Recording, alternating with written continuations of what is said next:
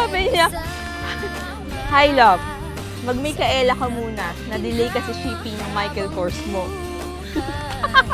Love, ang opa ng buhay niya. Thank you. Thank you. Mawalay man sa piling ko, di mag-aalala, pagkat pangako mo, tayo habang buhay.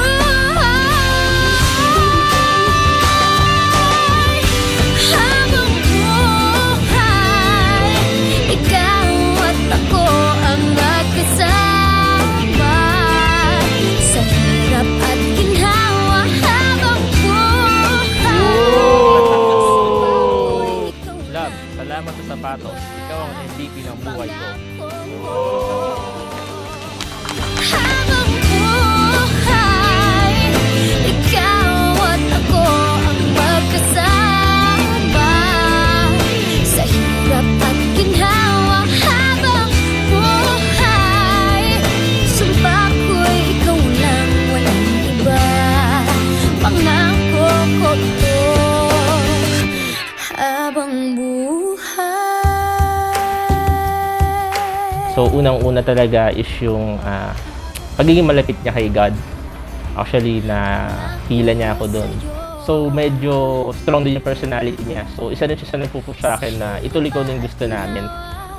Especially, may pull out namin yung gantong wedding. So, sobrang proud ako sa'yo, love. Yun talaga yung sobrang nagustuhan ko kay Michelle. Yung sa ugali, kasi of course, most of naman nakikita is dominant or parang medyo strong yung personality ko. While siya is soft, mapagpasensya. So I think, dun kami nagkakaroon ng nagkiklik kami na. So more of, not on physical terms, but on sa ugali, sa values. Dun kami nagmamatch talaga. Habang buhay,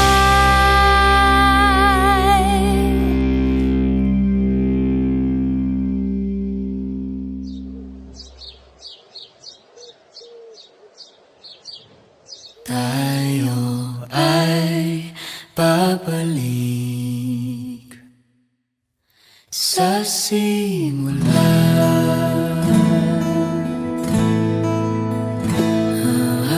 Actually, si Michelle, bago siya doon sa team ng Benby. So, pinakilala siya ng mga managers. Nag-start yung pandemic, so lahat lahat nasa bahay lang eh. Alam mo na, lockdown, usap-usap, walang masyadong hindi lumalabas. So, ang means of communication lang is, chat-chat. Tapos, from there, yun na. Actually, parang birthday niya yun eh. Nag-umpisa kaming nag-usap na talagang as in, actually, then after no, nung nagka-COVID ako, So, niyaya ko siya, sabi ko, baka gusto mong pumasyal dun sa Tanay, yung kilometer 90, para at least makalanghap ka ng fresh air.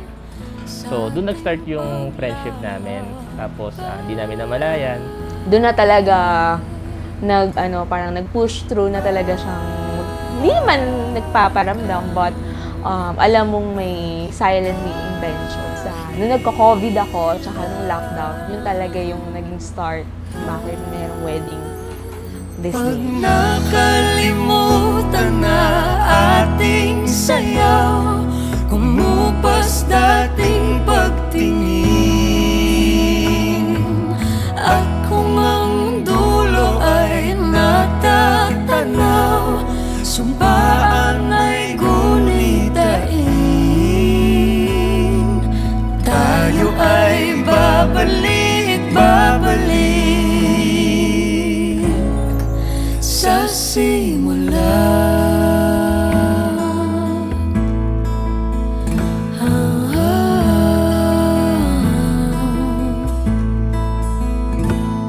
Kung dumating man kung dumating ang man unos ang na dala ng ulan, lagi mong pakatandaan. B, alam mo naman yung sinabi ko sa iyo. Dalawa tayo dito, tag team tayo dito. Love, eto na yung hinihintay natin, 1-year planning. Nakita ko yung mga sacrifices ng bawat isa sa atin, yung mga puyat, pagod. Ito na, nagbunga na. So, ito pa lang yung simula natin bilang mag-asawa. Hindi kita pababayaan. Hanggang tulo. Na-survive na natin yung first pain. Hanggang tulo na to. Magkita tayo sa simbahan. Alam ko namang hindi mo ako Indianin. Alam ko ang bahay niyo. See you, love. I love you. Ayun, huwag ka mag-alala. Sisipon naman ako sa simbahan. Wala lang driver ngayon ng kotse. So, pero dadating ako. Yun lang. Mahal kita. Tayo ay babalik sa simula. Kung maliligaw, ikaw ang linaw, di ka bibitawan. Sa sigwa o araw, dilim o bughaw, ikaw ang sigaw.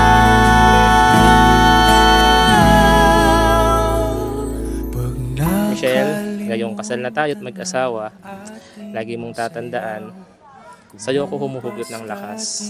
Kapag mahina ka, mahina ako. Adrian, ano man mangyari sa araw-araw na ginawa ng Diyos, kasama mo ko, kasangga mo ko, kakampi mo ko, sabay nating tutuparin yung mga pangarap natin. Tayo ay babalik.